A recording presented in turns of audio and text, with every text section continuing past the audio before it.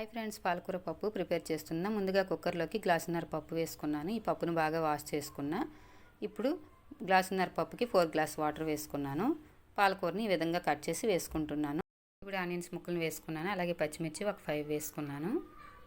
ఇలా వేసుకున్న తర్వాత వెల్లుల్లి రెబ్బలు ఇలా వేసుకుంటున్నాను. అలాగే చిన్న చింతపండు వేసుకున్నాను. కొంచెం పసుపు వేసుకుంటున్నా.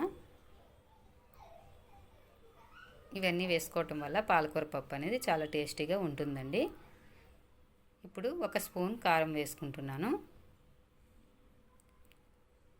ఇలా వేసుకున్న తర్వాత కొంచెం ఆయిల్ వేసుకుంటున్నాను.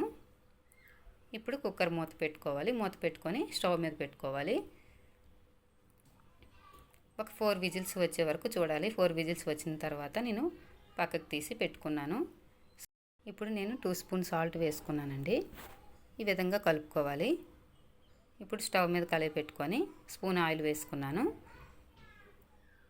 ఇప్పుడు స్పూన్ పోపులు వేసుకుంటున్నాను. ఎండుమిర్చి ఇలా వేసుకున్నాను. అలాగే కొంచెం కరివేపాకు వేసుకోవాలి. ఈ మొత్తాన్ని కలుపుకోవాలి. ఈ వీడియో మీకు నచ్చినట్లయితే షేర్, సబ్స్క్రైబ్, లైక్ చేయండి ఫ్రెండ్స్. కూర పప్పుని ఈ విధంగా తాలింపు పెట్టుకోవాలి. మనకి పాలకూర పప్పు రెడీ అయిపోయింది.